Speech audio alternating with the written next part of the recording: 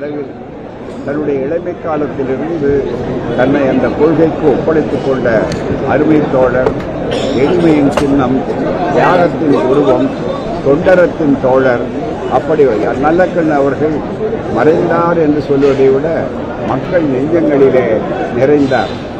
அவரை போற்றாதவர்கள் தமிழ்நாட்டில் கிடையாது. காரணம், அவர் கொள்கையை ஏற்காதவர்கள் கூட அவருடைய பண்பாலும் அவருடைய தன்னல மறுப்பாலும் ஈர்க்கப்பட்டவர்கள். அவருடைய வாழ்வு என்பது சமரசமில்லாத ஒரு போராளியினுடைய வாழ்வாகும். எப்படி ஒரு போராளி எந்த விதமான பலனை எதிர்பார்க்காமல் அடக்குமுறை அம்புகளையெல்லாம் தியாக தழும்புகளாக தன் ஏற்றுக்கொண்டு ஒரு புதிய வரலாற்றினுடைய பொன்னேடாக அவர் திகழ்ந்து கொண்டிருக்கிறார்கள்.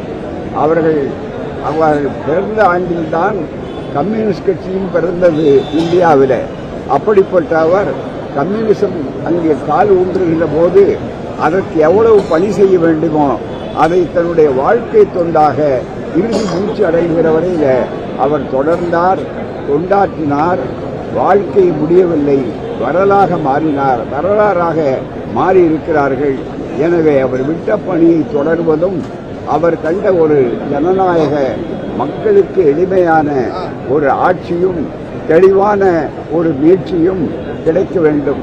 எல்லோருக்கும் எல்லாம், அனைவருக்கும் அனைத்தும் என்ற தத்துவத்திற்காக உழைக்கின்ற அந்த மார்க்சிய பார்வை அவருக்கு மூச்சு காற்றாக இருந்தது. அந்த வகையில்தான் அவர் எல்லோருக்கும் நண்பர் என்றாலும் கொள்கையிலே விடாப்பிடியாக இருந்து வழிகாட்டிய ஒரு மாவீரர். அவருடைய நினைவு என்பது எப்போதுமே வரலாற்றின் வைர வரிகளாக என்றைக்கும் எண்ணிக்கொண்டே இருக்கும். வாழ்க அரசை. தமிழக அரசு இப்படிப்பட்ட தலைவர்களுக்கெல்லாம் மிக சிறப்பான வகையில் அங்கீகரிப்பதுதான் திராவிட மாடல் ஆட்சியினுடைய தனித்தன்மையாகும். அதுவும் ஒப்பற்ற முதல்வராக இருக்கிற நம்முடைய முதல்வர் அவர்கள் அவருடைய தொண்டை அடையாளம் கண்டு சங்கரையா அவர்களுக்கு அடுத்தபடியாக அவருக்கு தகைசால் தமிழர் என்ற சிறப்பை அன்றைக்கு சொன்னார்கள். இன்றைக்கும் உடனடியாக அறிவித்தார்கள். அரசு மரியாதையோடு அவருடைய உடல் மிகப்பெரிய அளவு அடக்கம் செய்யப்படும் என்று சொன்னார்கள்.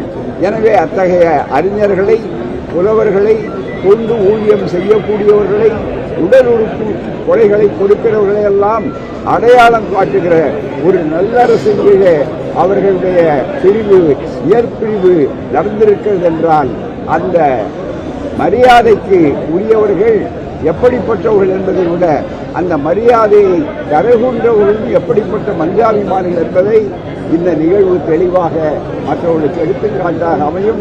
இந்தியாவிலேயே இப்படி தலைவர்களுக்கும் தொண்டர்களுக்கும் தோழர்களுக்கும் அடையாளம் கண்டு செய்கின்ற ஒரு அரசின் கீழ் அவர் இருந்தார் என்பதுதான் அவருக்கும் பெருமை, அரசுக்கும் பெருமை, மக்களுக்கும் பெருமை.